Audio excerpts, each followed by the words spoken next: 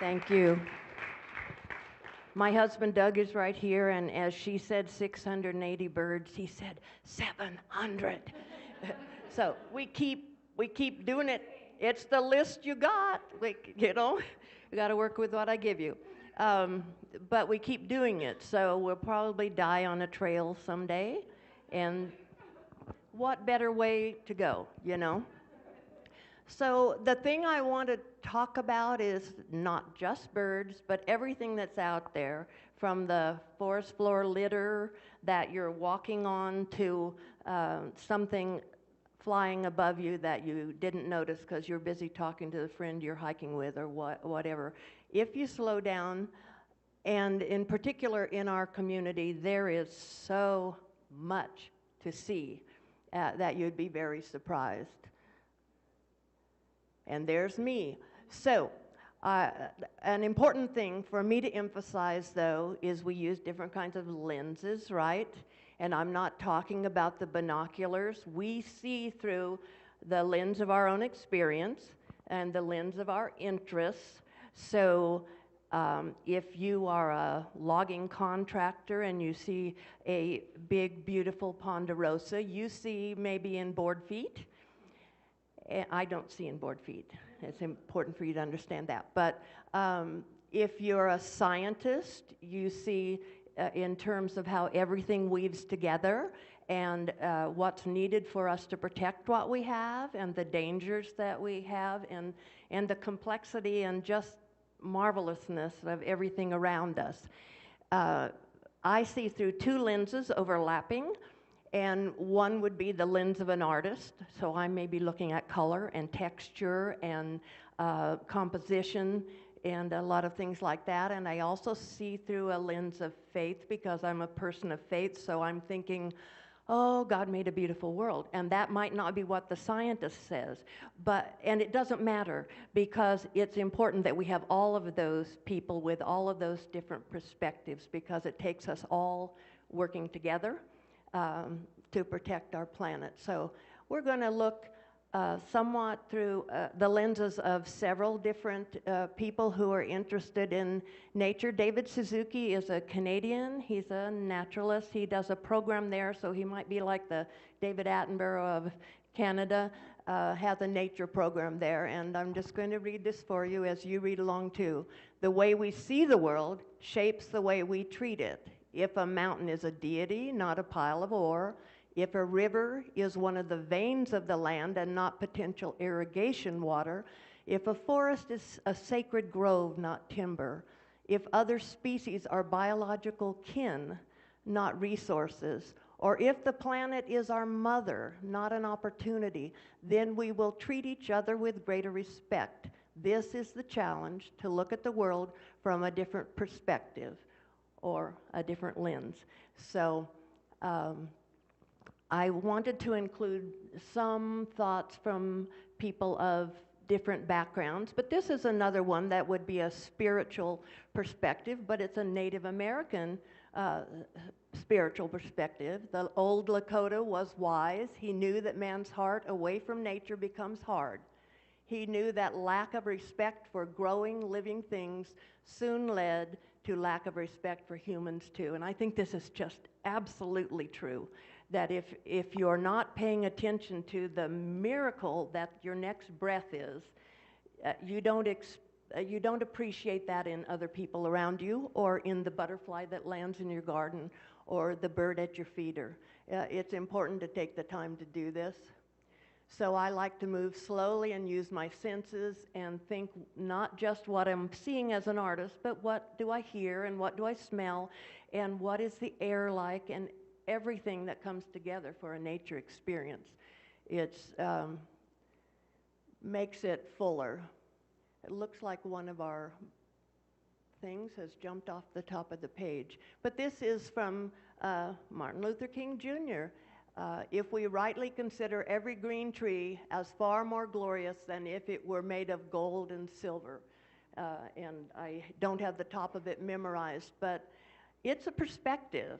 This is a lens through which to look, where you are seeing things as part of the whole, as from my perspective, as part of creation, or part of the evolving world, however you want to look at it. But it's all a miracle. It's just a wonderful thing. So I like to notice the details.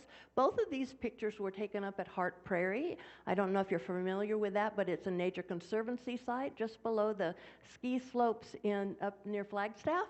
And Doug and I were hosts one year and got to stay there for 6 months. So this is a Wiedemeyer's Admiral, and it landed on my hand. They like salty, sweaty stuff. So if you're out hiking, you've got that. And it just landed on my hand, and that, to me, that felt like a blessing on my hand, and blessings back to you, little guy. And the leaves, just the details of things around us.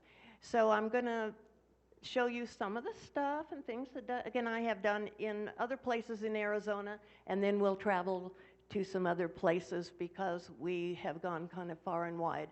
But I want to talk a little bit about this particular color pencil drawing that is on display in the gallery.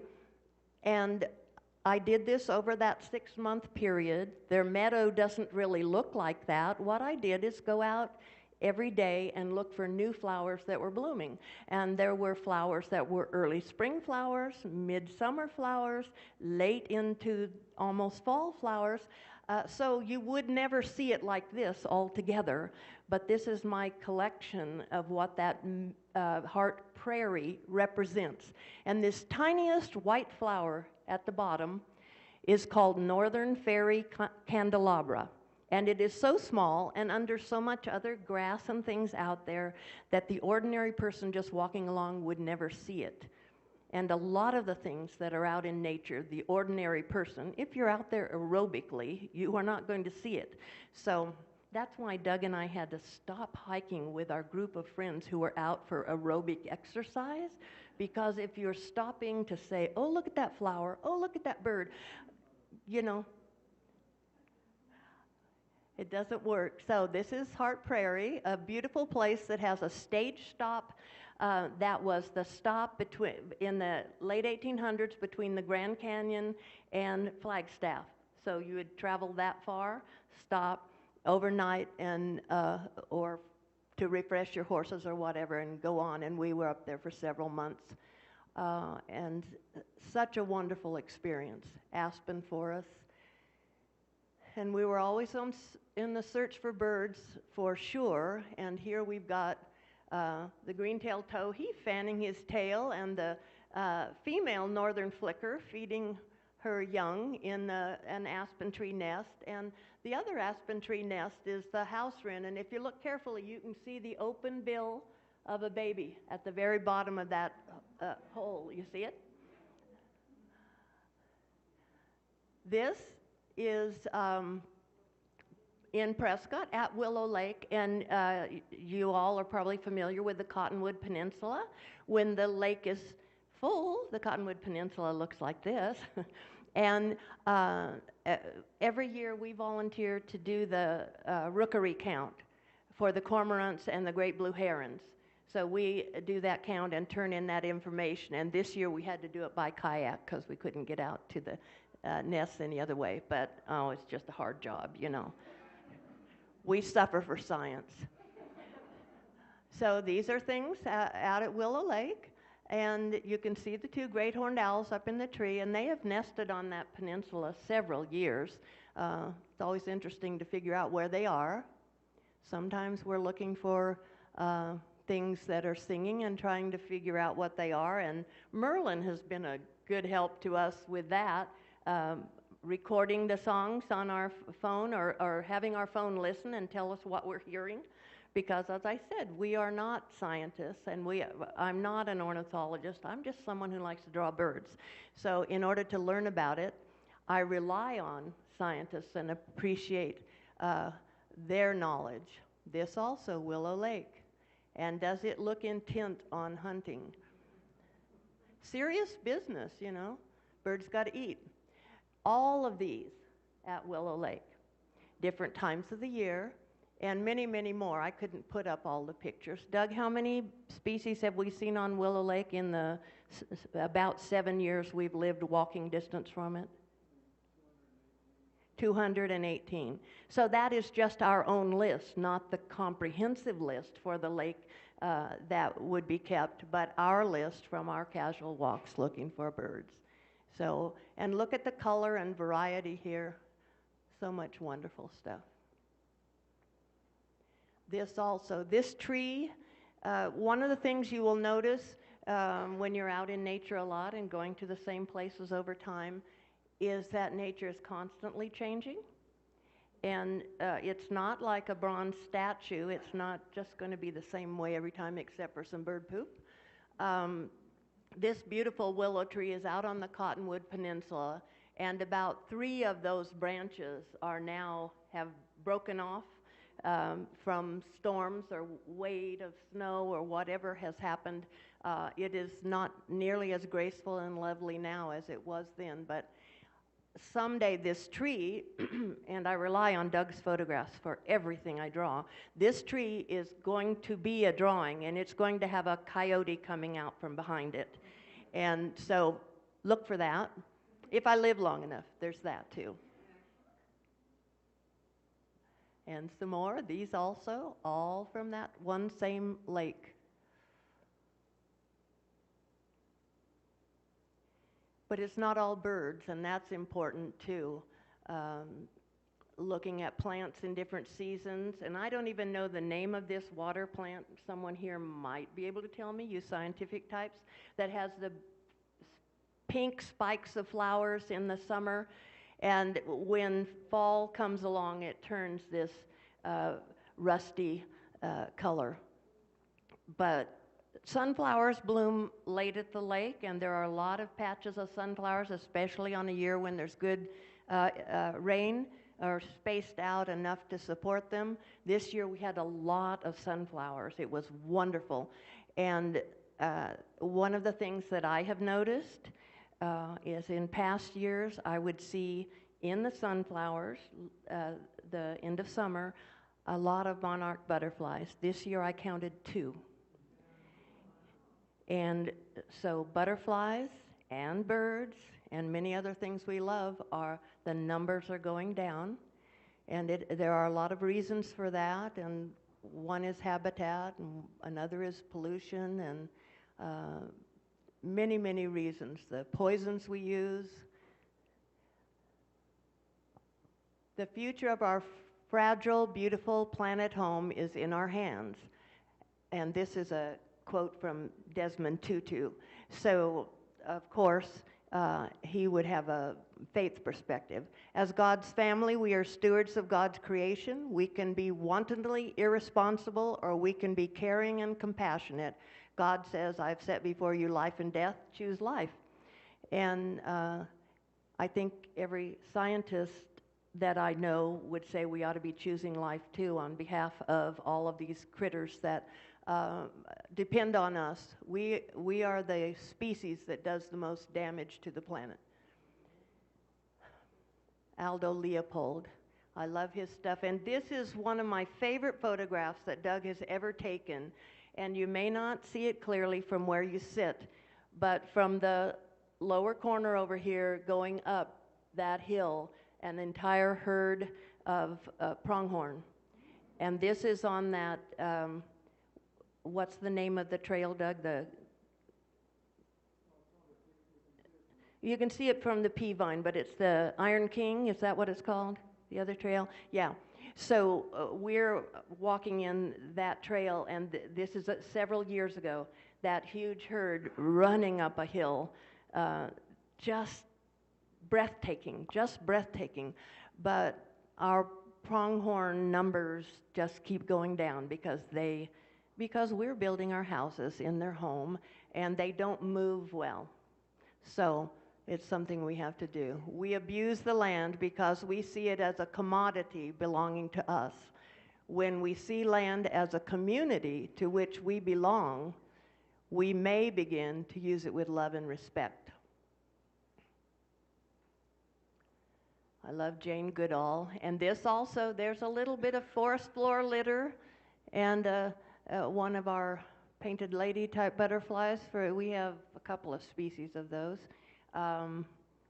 Just on the ground out here. You cannot get through a single day without having an impact on the world around you. What you do makes a difference, and you have to decide what kind of difference you want to make. Isn't it scary to have that much control?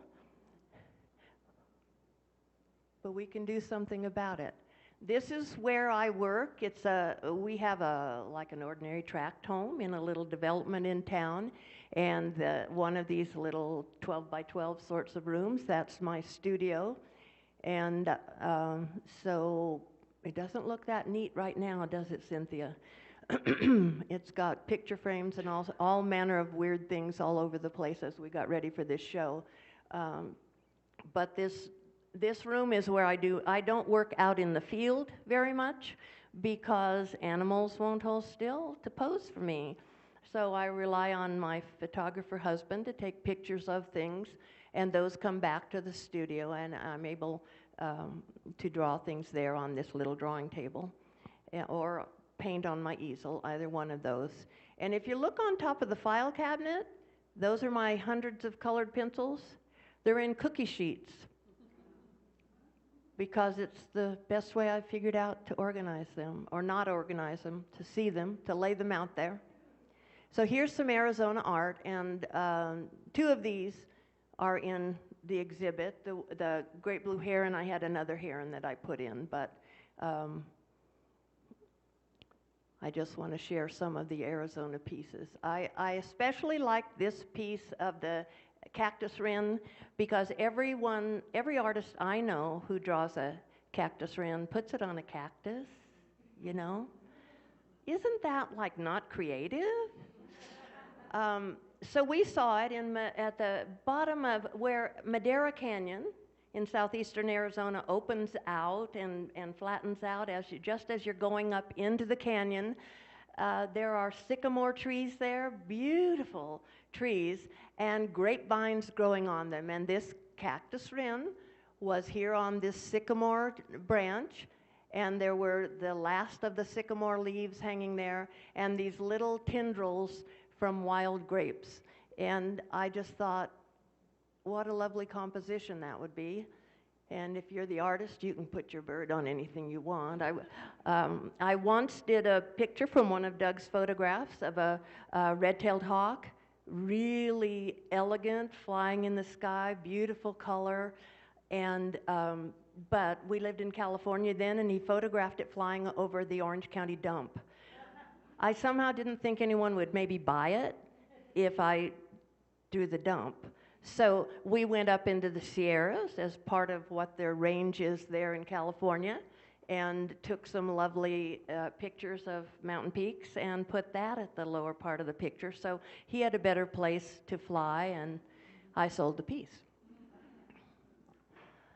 So I think all of these, except for the orange-crowned warbler, this one in the willow tree lower, are in the other room. And maybe one of my favorite pieces in the exhibit is this common yellowthroat. And one thing you'll notice, just like the piece with all the flowers put together that you wouldn't necessarily see all together, this piece has the common yellowthroat, and it has a ladybird beetle, and it has a butterfly, and I'm blanking on, a variegated fritillary.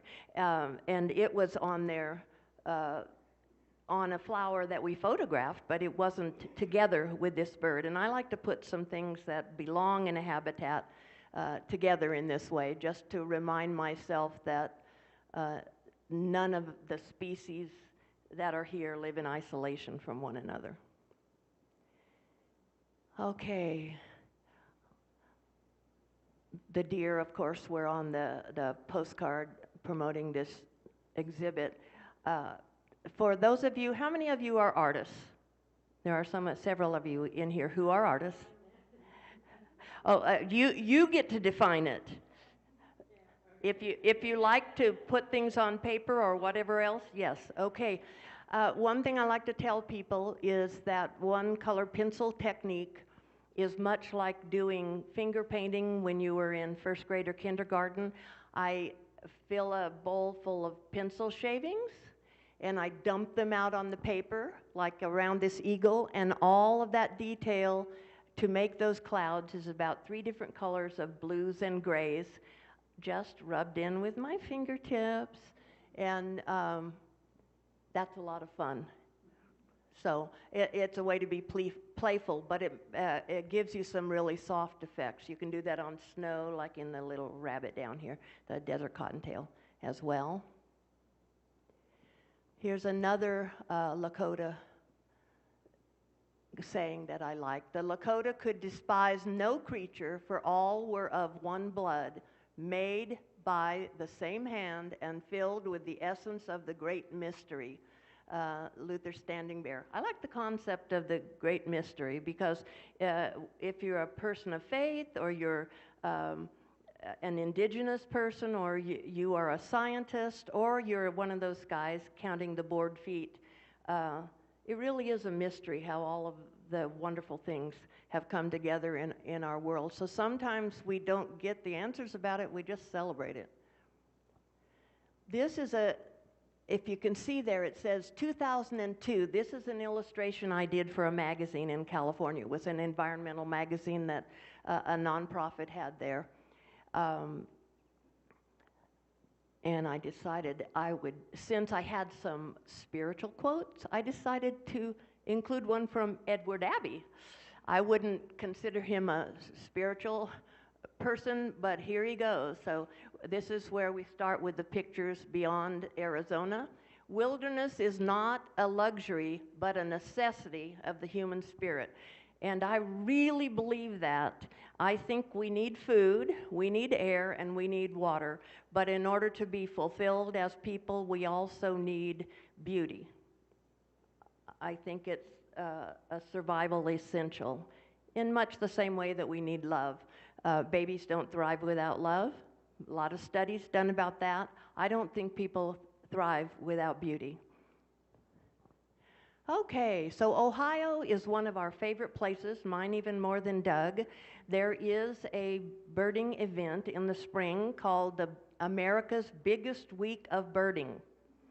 It's right on the east side of Toronto on Lake Erie, on the coast there, at an area that historically has been called the Great Black Swamp.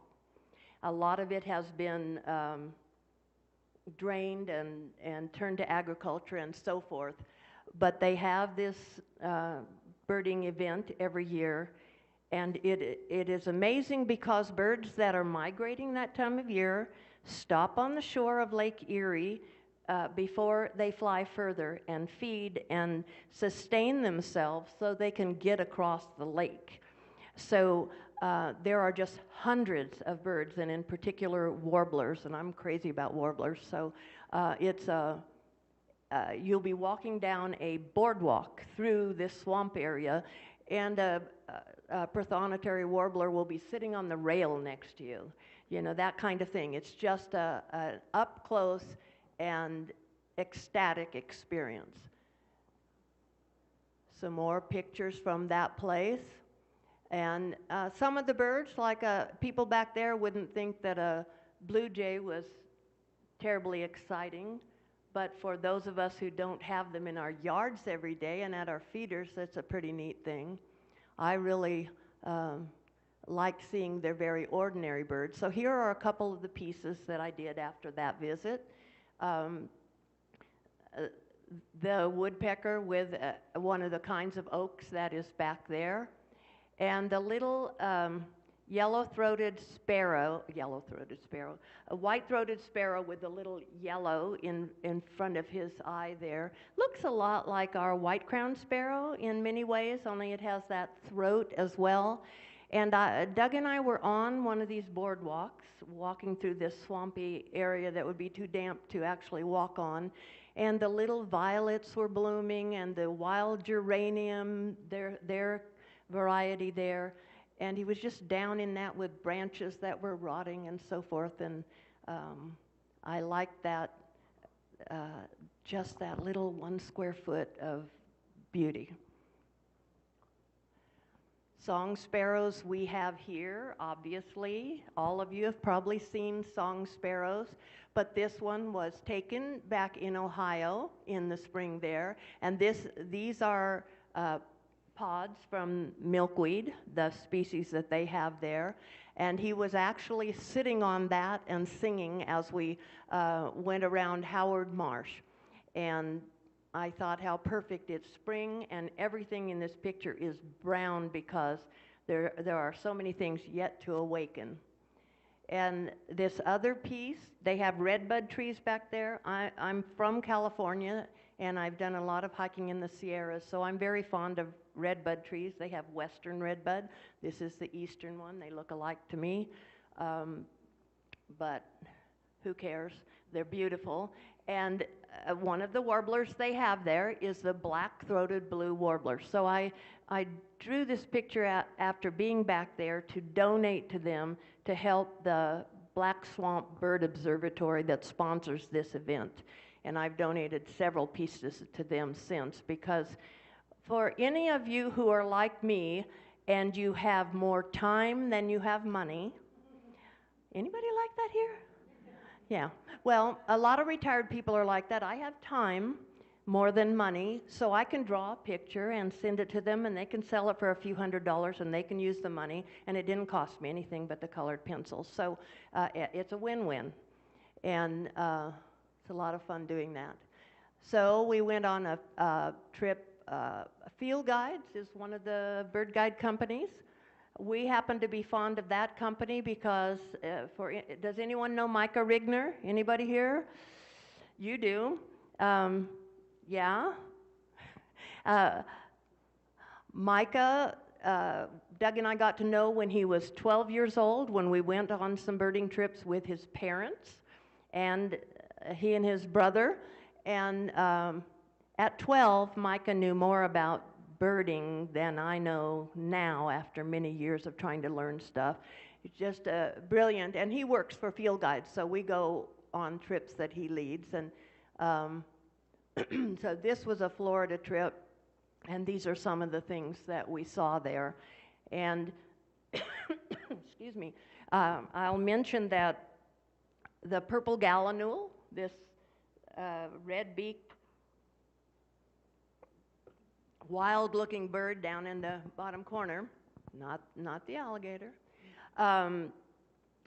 We took a lot of pictures of it while we were there because it was on this particular plant that's called alligator flag, and it was holding on to the stem and eating the buds of the flowers, and it did that for maybe an hour while we just sat there so close that I could have touched it if I had leaned out a little bit, and it wasn't interested in me, and I got it in all sorts of poses. So look for that if you have looked at the whole exhibit here, and sometime, this is up until January 4th, and the rest of the pictures that wouldn't fit in the gallery here are over at the Lookout where I did the mural on Willow Creek. So the picture that I did of the purple gallinule is in there. So you'll have to go check it out. Some more things from Florida. I had fun watching this little Carolina wren, you can see in this picture closest to me, bringing in leaves and little twigs and things, creating a nest here in that little fork in this particular tree. It didn't look like a nest yet, but that's what she was doing, and I watched long enough to see it start to take shape into something. And one of the things I love especially about birding is watching behavior, not just, I have a bird list, and how many birds did you say we had? 700 and something. But I'm not as concerned about how many birds are on my list. It's fun to tally that. But the thing I like is bird behavior. And whether it's something that I have seen 100 times or the first time I've ever seen a bird, I like to watch it doing what birds do. So that's really fun to me. And to see a bird building a nest is always pretty exciting. Here is a photograph of that drawing that's over at the lookout. And this bird, look at those feet, look at those toes, you know. And you can see in this one more clearly the little flowers hanging down. And it would just lean out and lop off one of those flowers. And it was having a good time. And I especially liked when Doug got it with its wings spread like this. To watch it, it looked clumsy because the branches, you know, the little stem of the flower is moving and it's moving, and it would be upside down and sideways and all sorts of things. But I thought, oh my goodness, how adapted to this habitat you are, and you're so much fun. Little rather rare Bachman sparrow down here on the bottom from Florida, and that was exciting. Doug and I have a nasty habit. When we go on a birding trip, I will draw a picture of a bird I want to see from references as I'm studying online, not copying someone's drawing, but taking the feet from this one and the head from that one and whatever, so it's my own composition. Then I give it to the leader of the trip, and I say, this is my goal bird, and this is a gift to you, find it for me. And they are under so much pressure and so stressed out, I get my bird every time. I do. And one example of that is this blue throat. And some of you, if you've been into the gallery already, you might have seen this bird. He's singing in the drawing. Doug took lots of photographs of him. He was just the prettiest bird, and he was up around Nome. There were no trees there, but there were willow bushes because nothing got more than maybe 12 feet. But I wanted that bird, so that is the one I drew a picture of and gave to the guide on that trip. And he found it for me. Very nervous, though. He said, now I can relax. We were lucky enough to be invited into someone's yard where they had put up a box, and this boreal owl was in their backyard. I mean, think about that. It's just, it wouldn't happen here.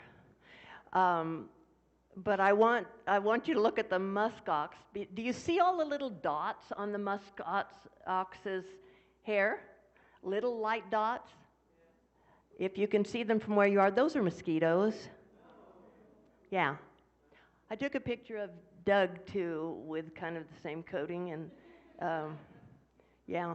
He says he has type M blood. Seems to be. So here's the drawing I did that you'll see in the other room, but also the willow ptarmigan. And spring is a nice time to see them because they're halfway still in their white feathers and halfway into their summer feathers, and it's just fun. Off to Hawaii with our kids. So it wasn't entirely a birding trip, but it was partly a birding trip. They got to do the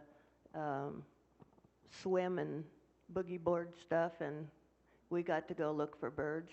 An interesting thing about Hawaii is they have a lot of introduced species that have been brought in intentionally.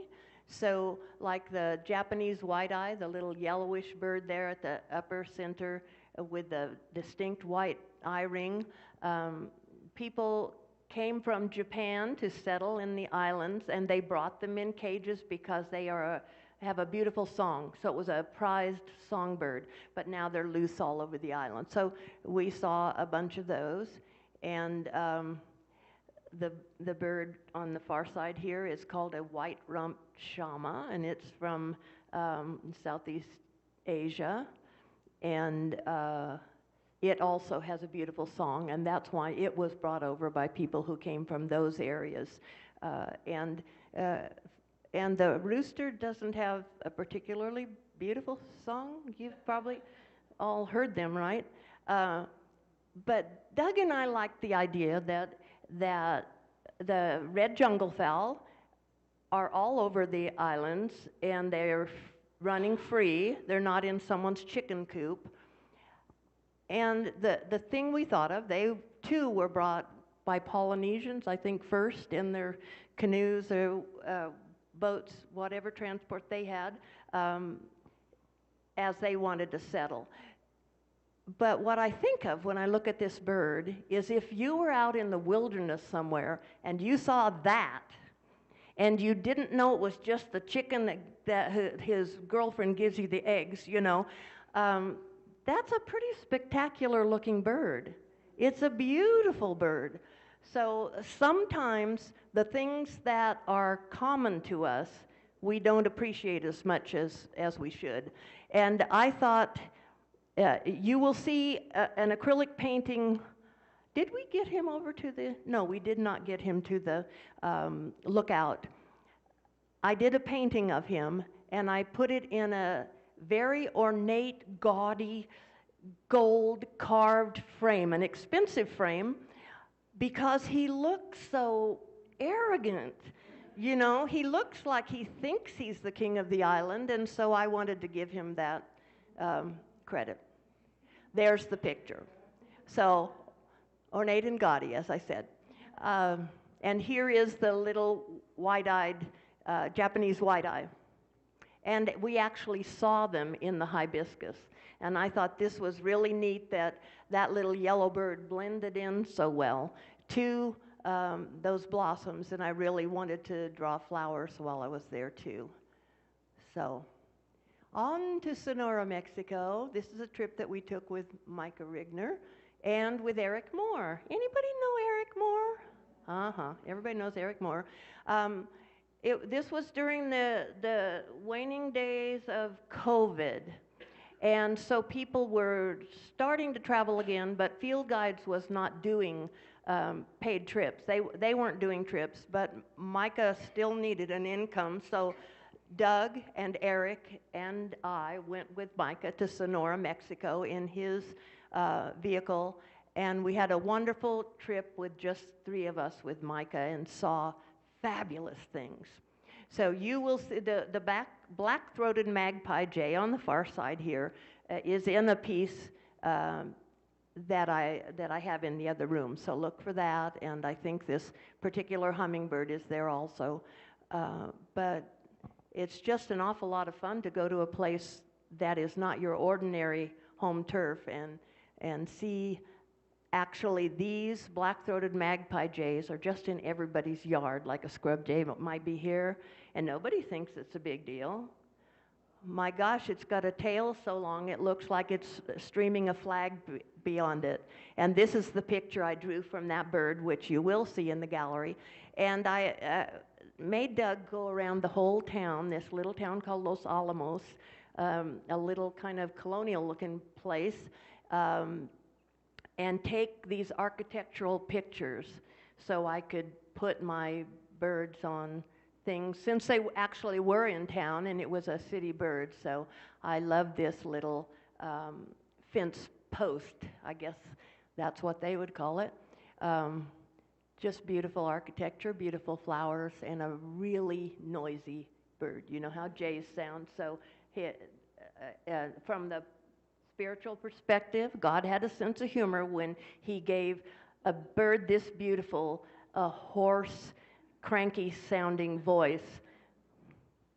So, Costa Rica, one of our favorite places. So Doug doesn't always walk around with a monkey on his head, but this particular day, that's what he was into, and so there he is. And I put the monkey in one of the pieces. If you've been in the gallery already, you've seen it in there.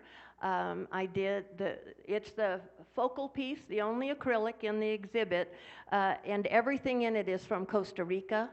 All of the things in the picture except one come from the cloud forest, and that one comes from the coastal rainforest area. So I'll talk about that later, but just so you know, lots of critters from there.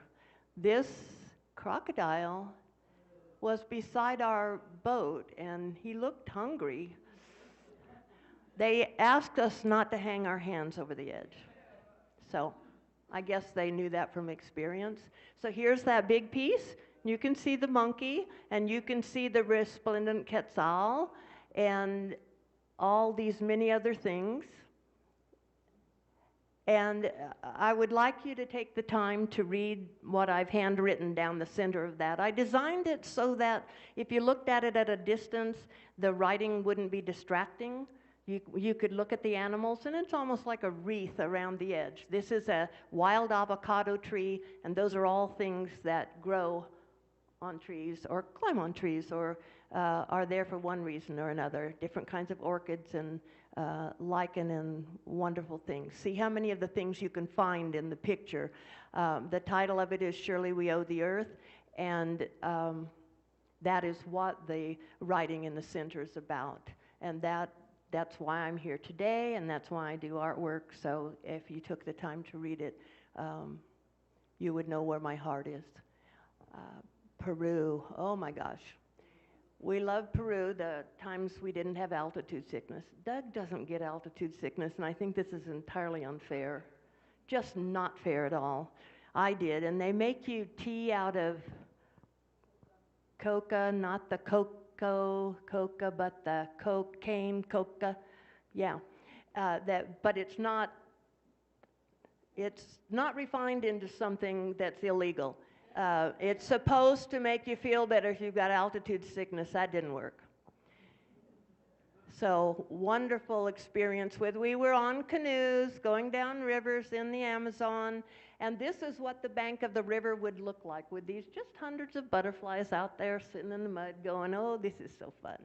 And so we photographed all kinds of butterflies doing that, and they'll all end up in some picture somewhere, sooner or later. And this is a drawing I did from Peru. It is not hanging on the wall in the room as you go in there. There's a big glass case right in the middle of the room, and this picture is lying in the case, and I've copied it as I was drawing it, different stages of the drawing, to show you how color pencil develops from light to dark, much like a watercolor develops. And so you can see stages of this picture and a bunch of the different things I use as a color pencil artist to draw this sort of drawing. Okay, back to the frog. This is an eastern frog. It's something or other green frog, and I don't even remember the one up here. These are kids and grandkids of ours and things we see when we're out exploring. But I want you to notice, this is my granddaughter. She was like 5 or something like that then, and she's a senior in high school now. I caught this frog and I put it on her hand, and I said, Annalisa, I want to demonstrate something important to you. And I leaned in and I kissed the frog. And I said, now see, Annalisa, it didn't turn into a prince, did it? Don't go for that stuff. Get an education. Find some guy you really love, but don't depend on him to support you, because a frog is really just a frog, no matter how nice you are to it. So that frog, which is rainforest, not cloud forest, like all of the other critters in that picture, is down at the very center bottom because he is also Costa Rica. And then when I look at it, I remember I've taught an important lesson to somebody. So my life was not in vain. Oh. So we're not through exploring at home and beyond all the wonderful places. Some of these were taken in the mountains here. This is Hawaii. I think that's Hawaii too. Doug and I have a lot of fun together, and I'm thankful that at 84 and 74 we're still able to get out and hike along trails and just enjoy the beauty that's around us. I hope I can do that for a lot longer. And when I can't, I hope someone cranks my wheelchair out to the edge of the deck and gives me a paper to draw on in front of the bird feeder. We'll just keep doing it. Okay.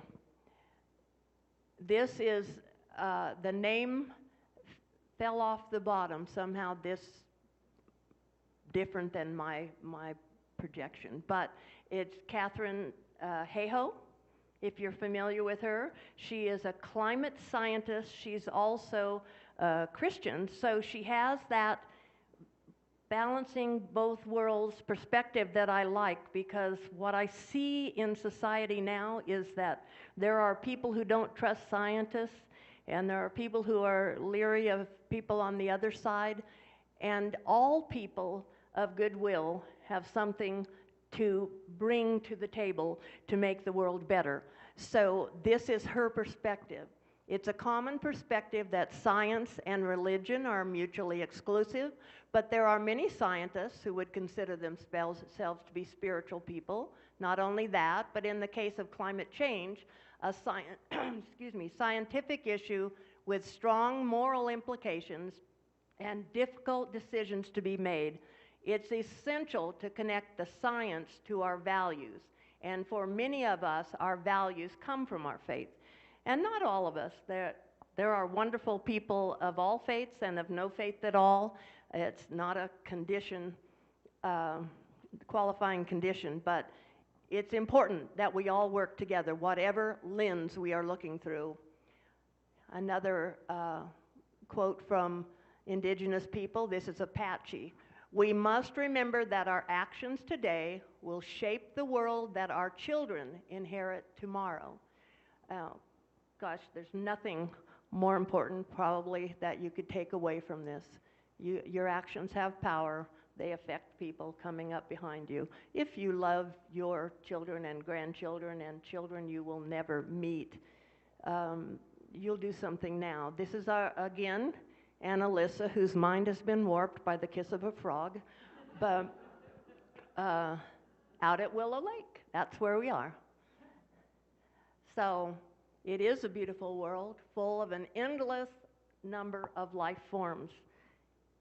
The beauty around us, if you just open your eyes and if you slow down, it may be the leaves that are disintegrating under your feet, or a worm crawling across the trail, or any number of things. But the world is just amazing. It is so fantastic, the things we can see if we slow down. But if we love it, from my perspective again, our planet home is a sacred space. And it's our job to treat it with the reverence and the respect and the tender care that it needs, because it is also fragile. So thanks for caring, thanks for being here, and this is that time when you get to ask questions. Thank you.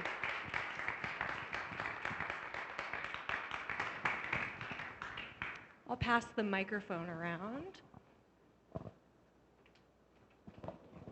Great presentation, thank you. Thank you. How long does it take you to do a drawing? Do you have an average time? Well, it depends on how complex and how large. There are several, you know, some of the drawings that you saw here are very simple, and some of them have a lot of stuff in them. Some have really plain backgrounds, and some have a whole habitat.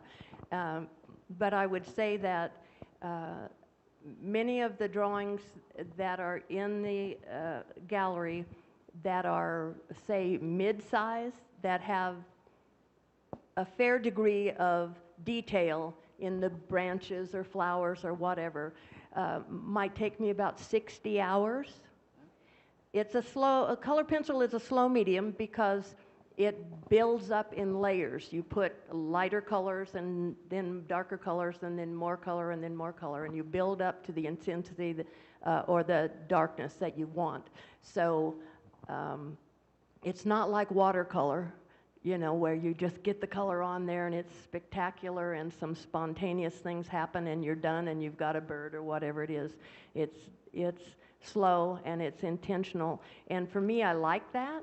I like the detail, and I like the slow, what I would call a meditative process. I can be doing that and singing a song or whatever, you know. I can't paint my toenails while I do it, but there are a lot of things I can do while drawing. So it's just, it's a healing sort of thing to me, because I feel like every time I do a drawing, much like Native Americans will do, I want to bless the animal. I want to wish good for this species and hope that that kind of respect for whatever it is I'm drawing is transferred to the person who buys the drawing, or even the person who just walks past it in a gallery and sees it. And they start to think, oh my goodness, you know, these birds are disappearing. What could I do about that? Over here.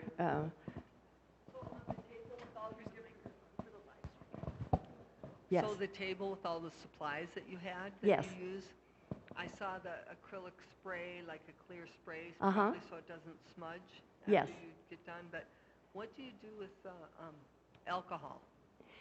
You can use the alcohol to dissolve and blend the colored pencil. So, you know, there are all kinds of companies that make watercolor pencils that you can use some water and blend it, but you can use any of the others and take a little bit of alcohol. The blending pins that you can buy for colored pencil that have a capsule with a liquid in it and it comes out the tip, it's alcohol.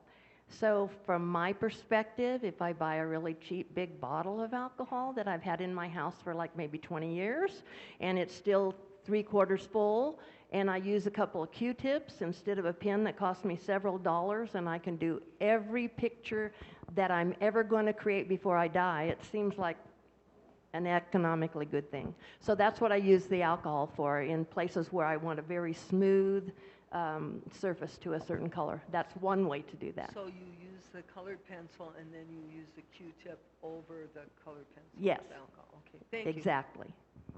Anybody else? She's going to bring you the microphone so everyone knows what you want to I was know. just, if you're still teaching any art classes Yes. currently? I have been teaching for maybe 15 years or more than that, but I don't remember what year I started at Highland Center, and I teach a class each quarter. So one for each season, and it's Monday, Wednesday, Friday, 9 to noon, 2 weeks. So, and they're very open classes. You can sign up for one or all of them, you know, because we live in a retirement community and all of us volunteer and we have grandkids and we've got other things to do. So sometimes it's hard to sign up for 2 whole weeks for something, but we can come for one day. So I try to do it in such a way that that works for people. Diane, I really respect the amount of time and patience that you put in your work. Thank you. What's your substrate that you've invested all that effort and inspiration on? Jenny, what inspires me? Substrate, paper. Paper. What is my paper? See, my language skills are languishing.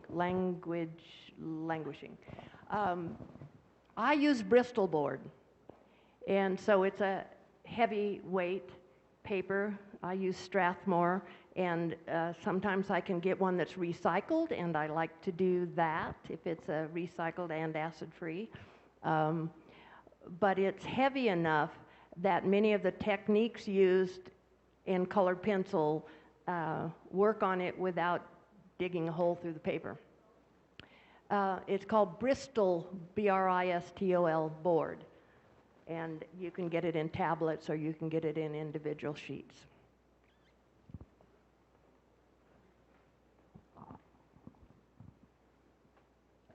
Thank you. Do you draw first with pencil and then color in, or do you go right to the colored pencils when you start? A combination of the two, because it's really important to realize that if I were going to do a flower like the hibiscus that's yellow and very pale and lovely, and I drew all that in with a regular pencil, it would look like a children's color book page. It would have this really dark line around everything because the colors build up, but you see color, you work from light to dark. So if you put dark on, like a pencil, it's going to show through the light colored pencil. So in a case like that, I might draw the stems and a whole lot of things that are darker with a regular pencil because it's so much easier to handle, and when you screw it up, it erases better. That's nice. But the flower itself, I would draw with one of the yellow colors because I don't want that children's color book edge to that really fragile, delicate look of the hibiscus. So if it's something very pale, the colored pencil. If it's something where the pencil will not show later, then I really do like working with the pencil. Good question. Thank you. Over here. You may Yes. appreciate this. I'm a photographer, and I go by the name C, Mhm. the letter C, Beauty, is what's my name for my photography is C Beauty. Cool. Something we have in common there. Someone over here had their hand up. I just had another question about the spray that you put on. Uh-huh. Let's say you're doing you have part of a picture done. Mm-hmm. Would you ever spray that and then can you draw more on later? Yes, absolutely you can, because if you look on the can that's in there, it says workable fixative, which means you can spray some fixative on and keep working. So it's designed in that way. And what I'd like is to be able to get something that does exactly the same thing that's in a hand squirt bottle so that I'm not putting nasty chemicals out there. Anybody else? Great. Well, let's thank Diane one more time. And we have an NHI hat for her.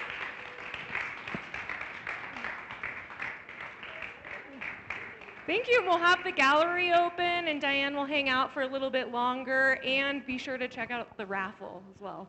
Yeah, check out the raffle, because all of that money goes to them, and they do good things. Thank you so much, and enjoy Thank you looking for at the being artwork. here.